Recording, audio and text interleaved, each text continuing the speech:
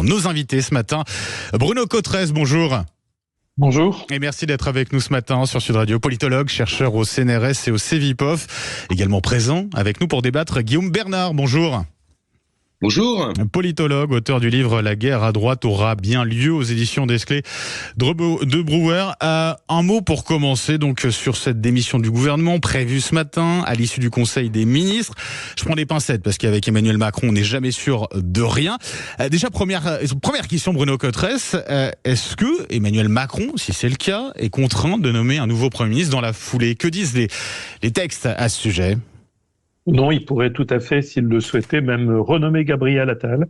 Au fond, c'est le pouvoir du président de la République, article 8 de la Constitution. C'est lui qui nomme le Premier ministre et la Constitution ne donne aucune autre obligation au chef de l'État. Alors, on voit, il y a la dimension des prérogatives constitutionnelles du chef de l'État et puis il y a l'autre dimension qui est la dimension, au fond, politique. Est-ce qu'il est bon, est-ce qu'il est sain, au fond, que le Premier ministre d'une majorité qui vient d'être battue aux élections soit maintenu, y compris dans un gouvernement qui expédie les affaires courantes, c'est-à-dire qui est dépourvu de l'essentiel de ses prérogatives. On peut comprendre qu'il y a les Jeux Olympiques qui arrivent, effectivement, changer de ministre des Sports et de l'Intérieur à peine alors qu'on a les Jeux Olympiques qui arrivent. C'est pas optimal, ça c'est certain, mais on voit qu'il y a une dimension politique qui, elle, pose tout un tas de questions. Guillaume Bernard, d'après vous, Emmanuel Macron aurait tout intérêt à attendre la fin de ces Jeux Olympiques pour nommer un nouveau Premier ministre et nommer un nouveau gouvernement? Il est évident que Macron joue la montre, c'est-à-dire que plus le temps passe, plus les dissensions internes au nouveau Front populaire se révèlent au grand jour, et plus il espère évidemment la cassure de ce Front populaire, comme la NUPES elle-même avait implosé, pour essayer d'avoir une majorité, ou du moins, je dirais, un socle politique le plus large possible pour le futur gouvernement. J'ajouterai un élément qui me paraît essentiel et que peut-être nos auditeurs n'ont pas en tête.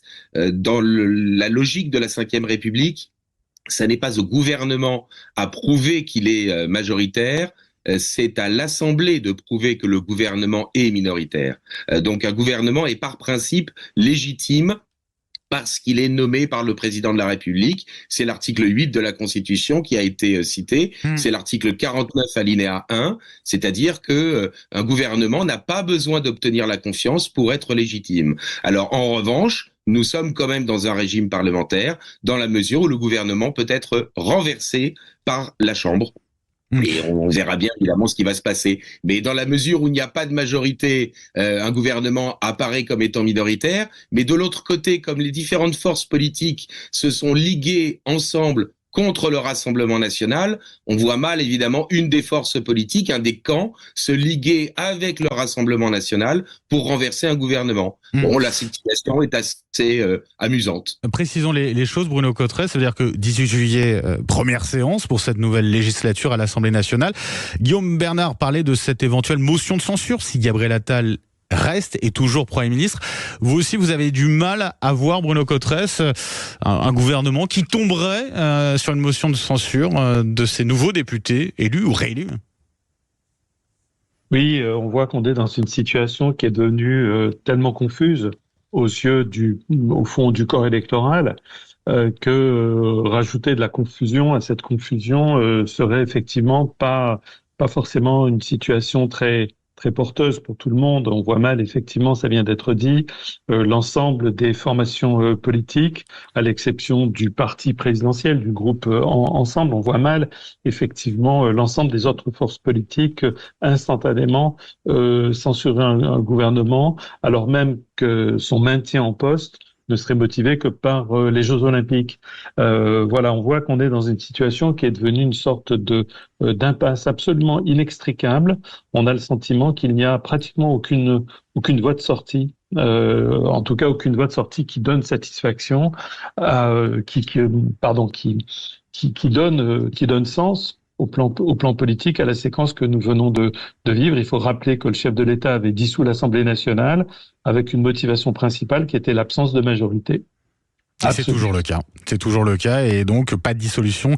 C'est la règle avant un an. Bruno Cotteresse, juste, s'il y a démission du gouvernement et qu'aucun nouveau Premier ministre est nommé, le gouvernement va poursuivre son activité. Il doit gérer les affaires courantes. Ça veut dire quoi concrètement, gérer les affaires courantes ?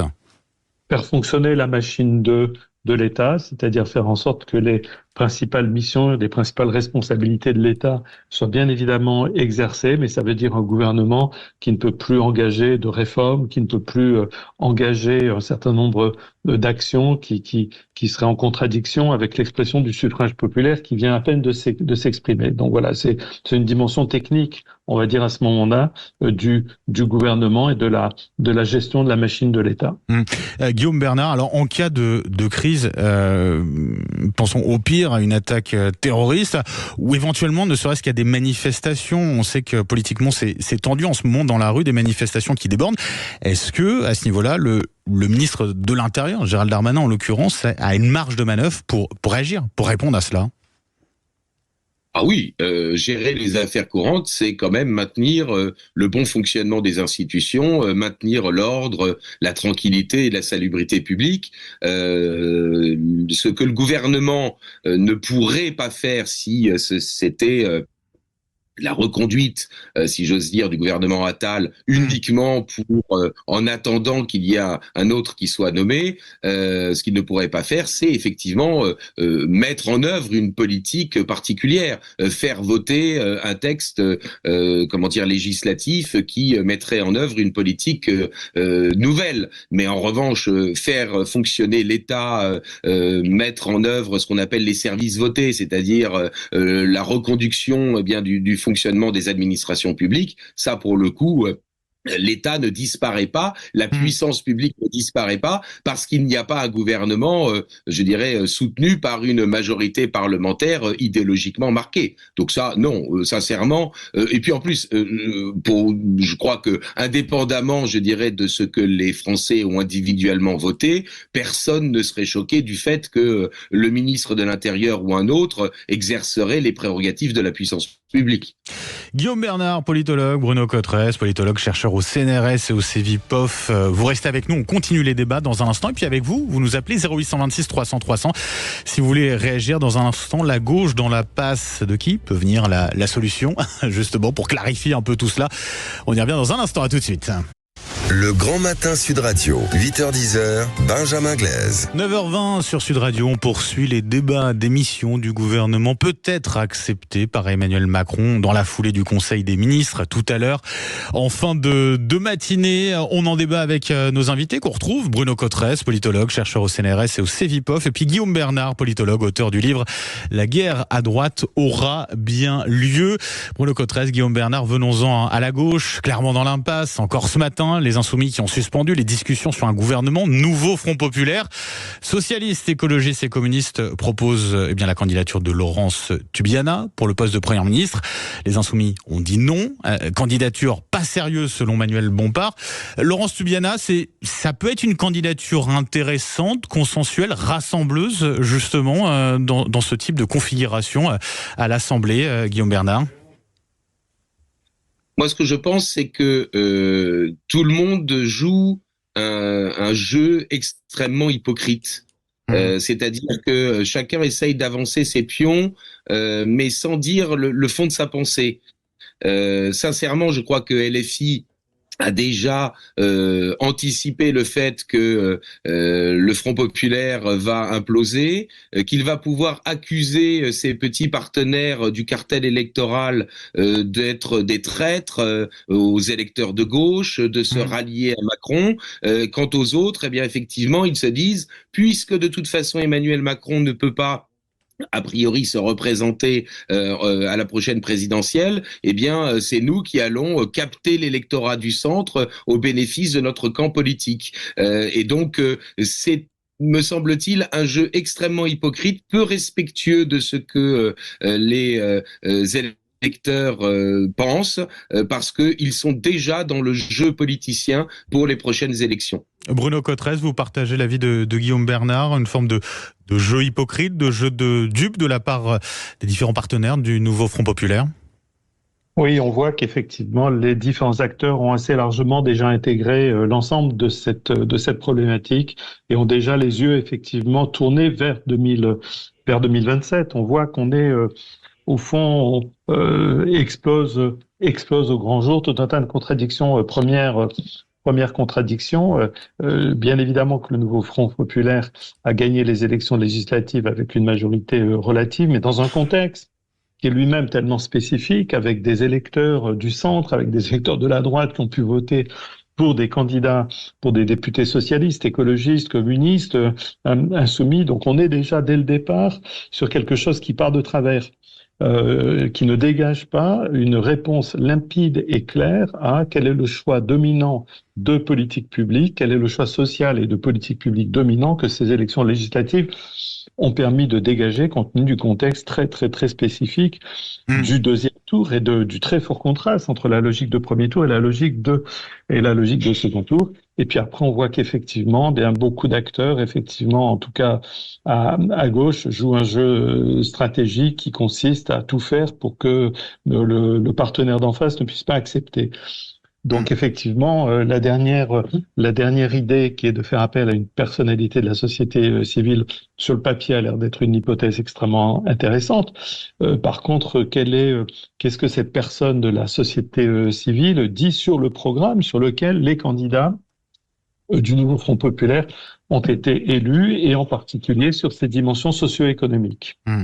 Guillaume Bernard, naturellement, est-ce que le PS n'aurait pas intérêt finalement à rejoindre d'une certaine manière alors je sais pas comment on peut l'appeler, mais une forme de coalition, au moins de projet avec le centre ou avec les LR? Ça serait potentiellement la seule coalition viable à l'Assemblée nationale qui permettrait de gouverner d'une certaine manière, non?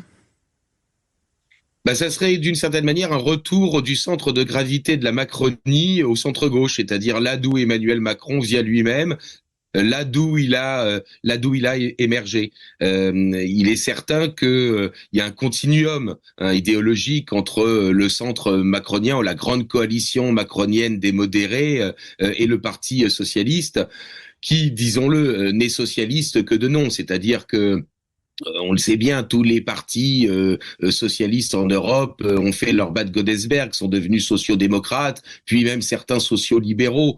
Donc la cassure idéologique, elle serait peut-être plus effectivement au sein de la gauche, entre ceux qui sont communautaristes et ceux qui veulent rester, on va dire pour les choses de manière simple, républicains. Et puis la cassure idéologique à droite, elle est entre ceux qui sont libéraux et ceux qui ne sont pas libéraux, et donc elle passe au sein des républicains. Il est clair que aujourd'hui, il n'y a de toute façon de majorité relative ou absolue à la Chambre que, effectivement, par une grande coalition encore plus élargie que celle qu'avait réussi à faire Emmanuel Macron. C'est surprenant ça, Bruno Cotresse, parce qu'on avait tendance plutôt à conclure de ces élections législatives qu'il y avait une forme de retour au clivage gauche-droite. Est-ce qu'on s'est trompé, Bruno Cotresse, dans cette analyse-là ? Vous savez, il y a ces deux clivages qui coexistent dans la politique française depuis en fait plusieurs décennies. Le clivage gauche-droite qui n'a jamais disparu fondamentalement, même depuis l'élection d'Emmanuel Macron. Il suffit de regarder, quand vous regardez avec attention les données d'enquête d'opinion, et que vous regardez par exemple les préférences de politique publique, est-ce qu'on veut plus de dépenses sur l'éducation, la santé, ou au contraire la sécurité, la justice, etc. On voit qu'il y a des dimensions très fortes, toujours qui existent, du clivage gauche-droite. Et puis il y a ce deuxième clivage qui lui existe pratiquement depuis la fin des années 80, le début des années 90, ce qu'on appelle le clivage entre les libéraux, on va dire culturels, et les conservateurs. Donc voilà, il y a une coexistence de ces deux clivages. À partir de l'élection d'Emmanuel Macron, on voit que la dimension conservateur-libéraux a pris plus d'importance. Et puis on voit que le clivage gauche-droite continue de s'exprimer, mais à l'intérieur de la gauche et de la droite, ça vient d'être souligné, ce deuxième clivage, lui, continue de créer des zones de fracture. Il y a des raisons de fond pour lesquelles, par exemple, les insoumis et les socialistes n'arrivent pas à se mettre d'accord sur qui pourrait être Premier ministre de leur gouvernement. Ça n'est pas que des questions d'orgueil personnel ou de posture partisane. Je pense qu'il y a des raisons sans doute de fond qui sont derrière. Est-ce qu'on pourrait éventuellement voir arriver, ou nommer en tout cas un nouveau Premier ministre du camp présidentiel, puisque ce serait potentiellement une solution de coalition alternative, justement, assez large, centre-gauche à centre-droit, Guillaume Bernard. C'est une éventualité, ça faut pas l'exclure? C'est toujours possible, mais symboliquement, ce serait, je crois, quand même très mal perçu par l'opinion publique. Qu'on le veuille ou non, même en étant très loin d'une majorité, le nouveau Front populaire est arrivé en tête en nombre d'élus. Pas en nombre de voix, mais en nombre d'élus. Donc symboliquement, la force politique qui est la plus proche du macronisme, c'est le Parti socialiste, et la logique voudrait que ce soit quelqu'un, disons, de centre-gauche ou de gauche modérée, qui soit élu à Matignon. Pour moi, la question, c'est, lors des prochaines élections, quel est le courant politique qui l'emporte au sein de la gauche? Est-ce que c'est Jean-Luc Mélenchon qui fait son pari de dire je vais réussir à être au deuxième tour de la prochaine présidentielle, à affronter Marine Le Pen, ou est-ce que c'est la gauche modérée qui réussira à récupérer le centre macronien pour être en tête? Voilà. Me semble-t-il, c'est ça la véritable question dans les années à venir. Pour ce qui est du prochain gouvernement, la logique voudrait quand même, pour ne pas attiser, je dirais, les rancœurs, que le Premier ministre soit quand même un social compatible. Voilà. Bruno Cotresse, pour conclure, par rapport à ce que disait à l'instant Guillaume Bernard. Ouais. Oui, non, tout à fait. Je suis tout à fait d'accord avec ça. Il y aurait un incroyable paradoxe de voir la gauche qui s'unit avant les élections et qui est incapable, au fond, de s'unir pour gouverner, alors que d'autres formations politiques se seraient présentées désunies aux élections législatives pour finalement s'unir pour gouverner ensemble. On voit que là, effectivement, il y a un effort de clarification pour que le corps électoral n'ait pas le sentiment d'être complètement perdu dans cette politique française, décidément de plus en plus complexe. Bon, en tout cas, merci pour vous deux, pour cette clarification, parce qu'au moins avec vous, on y voit quand même un petit peu plus clair. Bruno Cotresse, politologue, je le rappelle, chercheur au CNRS et au CEVIPOF. Merci à vous, et puis merci également à vous, Guillaume Bernard, politologue, auteur de ce livre, La guerre à droite aura bien lieu. Merci à vous deux, messieurs. Sud Radio, 9h30, on poursuit les débats dans un instant. Vous votez, vous réagissez à nos questions du jour sur notre compte Twitter Sud Radio. On fait le point dans un instant sur vos votes, vos commentaires avec Laurie Leclerc, et puis surtout, vous nous appelez 0826 300 300 pour prolonger ces débats. À tout de suite.